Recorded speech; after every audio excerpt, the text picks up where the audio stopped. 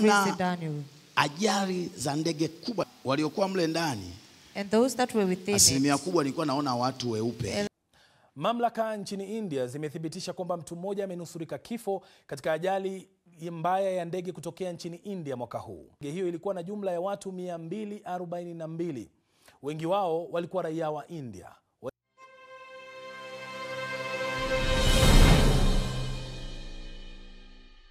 Katika ibada ya tarehe 1 Januari mwaka 2025, mtu wa Mungu Nabii S.S. Rolinga, kama ambavyo Mungu amekuwa akimtumia kama kinywa chake katika kuzungumza na mataifa mbalimbali ulimwenguni.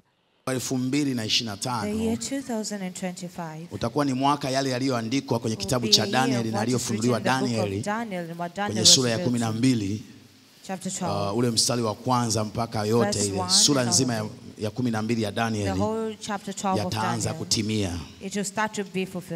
Katika ibada hii, licha ya kutabiri juu ya neema kubwa ambayo Mungu amekuahidia kuachilia katika mwaka 2025, mtu wa Mungu alitoa tahadhari ya ongezeko ya maovu mengi yatakayosababisha madhara katika maisha ya wanadamu. Miliki wa vyombo vya habari na wanahabari, kwa sababu ya vurugu ya kisiasa, kuna vyombo vitaingizwa kwenye kufungiwa na kufanyiwa matukio ya uharibifu kwenye maeneo yao, kwa sababu ya baadhi ya vyombo kutumiwa na wanasiasa na wanasiasa wengine wenye nguvu kuhakikisha vinazuiliwa na kudhibitiwa hivyo vyombo ili visifanye kazi sawa sawa au kwa ufanisi kwenye habari zao.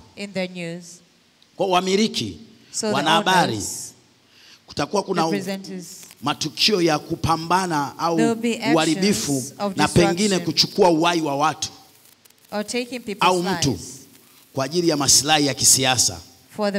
Baadhi ya vyombo vya habari kufungiwa na vingine kuvamiwa kwa sababu kubwa za kisiasa, lakini wengine kufa na kupotea. Wanahabari wengine kufa na kupotea, na maeneo ya vyombo vya habari mengine kuteketea au kutokea ajali za moto au jengo tu limeambiwa limepata kreki au mitambo imeripuka.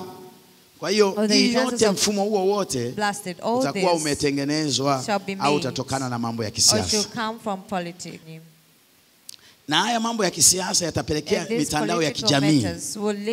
Kwenye mitandao ya kijamii kutakuwa na taarifa nyingi za matukio mabaya yatakayokuwa yanasikitisha zaidi, na hizo habari ndizo zitakazokuwa na watazamaji wengi na wafuatiliaji wengi.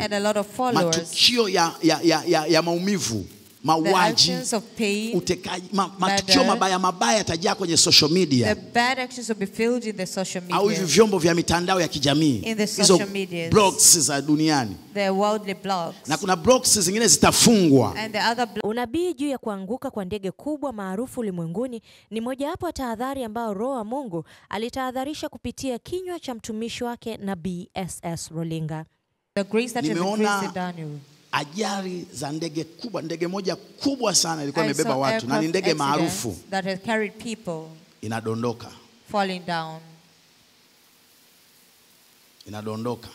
Leo ninapozungumza na wewe kupitia makala hii, ni takriban miezi 6 sasa tangu unabii ulipotolewa. Inadondoka. They were falling down. Ndege maarufu kubwa, a popular plane that fell. Na waliokuwa mle ndani, and those that were within asilimia kubwa nilikuwa naona watu weupe, a large percent na Waafrika wachache, English people and a few Africans. Ni kama upande wa uko dunia iko, lakini upande kama wa mashariki, yuko mashariki ya kati. Kwa hiyo natakiwa kuomba sana. You are supposed to pray. Sababu haya ni matukio makubwa ambayo yatagubika. These are great actions that will start nchi na taifa, in the nation and the world. Usiku wa tarehe 12 Juni huko nchini, dunia imeingia kwenye taharuki na majonzi makubwa kufuatia ajali mbaya ya ndege ya shirika la ndege la India iliyokuwa safarini kutoka India kuelekea nchini Uingereza, ambapo abiria zaidi ya 200 wanatajwa kupoteza maisha. Let's get more now on our main news and the crash of that Air India plane bound for London seconds after it took off from the Indian city of Ahmedabad. Air India has now confirmed that of the 242 people on board, there's been only a single survivor. It's not yet known how many people were killed on the ground as the aircraft came down on a medical college hostel. Well, the crash of the Air India jet has led to huge devastation in a residential area of Ahmedabad. Firefighters were at the scene not long after the crash, but there was huge damage to a mid-rise building with signs of intense fire. The aircraft was due to fly long haul to London, and it was likely to have been carrying a significant amount of fuel when it came down. India's Minister of Home Affairs spoke a short time ago after meeting the sole survivor of the crash. Well, this was 40-year-old Vishwas Kumar Ramesh, whose family live in Leicester, and he apparently walked off the plane. He was sitting near the front of the aircraft and has now been in hospital. Let's hear from the Home Minister Amit Shah, who met him. इस विमान में कुल मिलाकर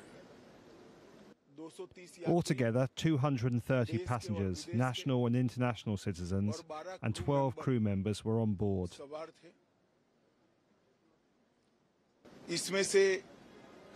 We have had news of one person among them surviving. I have gone to meet that person. We will give the official death toll after the DNA is taken and their identities have been confirmed by the authorities. But I have gone to see the survivor.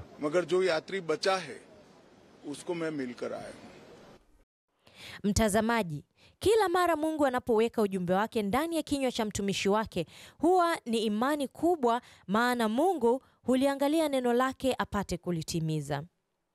Ndiyo maana kuna umuhimu wa kuomba kwa bidii kama ambavyo amekuwa akisisitiza mara zote. Kwa ni waombe wa Kristo, sisemi wa dini, wa Kristo wanaompenda Kristo, ambao wako vizuri rohoni. Tuombe. Vyema kuomba. So it's good to pray. Kama kiongozi wa kiroho, mtu wa Mungu Nabii S.S. Olinga anaungana na watu wote wenye mapenzi mema kutoa pole kwa watu wote waliofikwa na msiba huu na kuondokewa na wapendwa wao. Swali linabaki juu ya nabii zilizosalia ambazo Nabii Olinga ametabiri kuhusu mwaka huu, ikiwemo kuhusu uchaguzi mkuu mnamo mwezi Oktoba. Mimi na wewe tuko tayari kuomba ili Mungu aingilie kati, au tunasubiri kushuhudia madhara?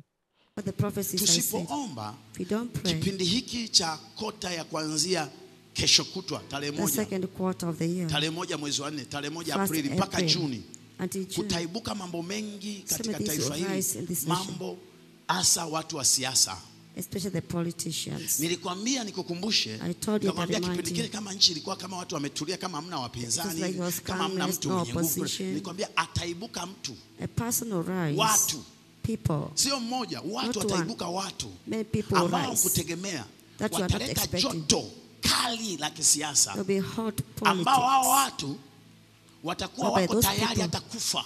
They'll be ready to die.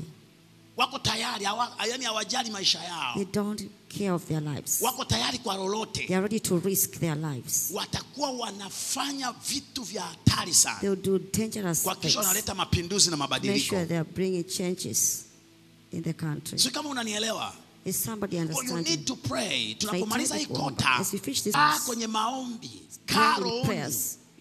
ataibuka, wataibuka watu kwenye hii tasnia ya siasa, ugombea kuanzia kiti cha juu cha namba 1 kabisa mpaka huko chini, wataibuka watu, wataleta joto kali la kisiasa kwenye taifa hili, na hilo joto litaleta kama mfurugano, mtafaruku, mabishano, lakini pia italeta watu kuingilia mataifa ya nje, kuingia sasa. Kwenye kuingia mataifa ya nje, wengine wataingia kwa nia nzuri, wengine wataingia kwa nia mbaya.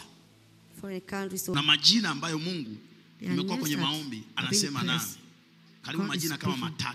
You have like 3 names ambayo siwezi kuyataja hapa leo. I cannot mention today. Mungu ameniletea majina kama 3 ambayo hayo majina tuombe Mungu, kwa sababu yakiibuka hayo majina, those names rises, yakaamua kufanya uhamasishaji And they become mtikisiko mkubwa sana. Powerful. There'll be a lot of shakings. Majina kama matatu ambao ni popular names. They are popular names. Very popular. Popular. Lakini kama yako kimya na hayajulikani. Lakini yakiibuka haya majina matatu yatafumua. Hilo la 4 halina shida kubwa. Lakini matatu haya, sababu itakuwa ni nasema ingizo jipya, chipukizi jipya, hatujalitegemea, alafu yataibuka, itafumuka kama bomu hivi.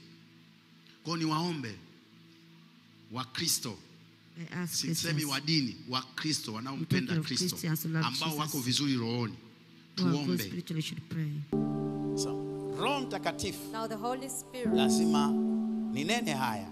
I must speak this. Si rahisi. It is not easy. Ndio kitu nilichosikia ini parable. Si rahisi. Basi maneno matatu. Si rahisi. Basi. Si rahisi kwa lugha nyingine. Haitakuwa rahisi. Rahisi. 3 words in a triangle. Si rahisi. Basi. Na siwezi kukuwekea neno la katikati lolote. And I cannot set a word in the middle. Inaishia hapo. It just ends there. Hata ufanyeje siwezi kukuwekea. Inaishia hapo. Na tafsiri ya rahisi ni vyepesi. Uwepesi. Kwa hiyo sio uwepesi. Easy. Kwa tafsiri yako haitakuwa rahisi, haitakuwa vyepesi. Haitakuwa rahisi. It won't be easy. Haitakuwa vyepesi. It won't be easy. Do you understand anything? But I'm understanding. Hapa nimeandika mwendelezo wa ile draft ya mwaka 2024. The draft of 2024. Mwaka 2024 wakati unaingia kwenye mkesha wa kuingia mwaka mpya kama sasa, overnight of getting the new year like now, nilisema kuna draft. I say there is a draft that I see. Wa kwanza hayupo. The first one was not there. Imepangwa visoda, draft ya vyumba 6. Chumba cha kwanza kilikuwa hakipo. The first box was not chumba cha pili kipo. The second one chumba was there. cha tatu hakipo. The third one was not chumba there. cha 4 kipo. The fourth one was chumba there. cha 5 hakipo. The fifth one was chumba not there. cha 6 the kipo. sixth one was there. Na nikasema kwenye kota ya kwanza, and I said in the first quarter ya 2024 hii nayo iliyoisha, and of 24 that ended, chumba cha pili, the second box, nikaona hakipo. I saw it wasn't there. Na chumba cha 4 and the fourth box kaingia kwenye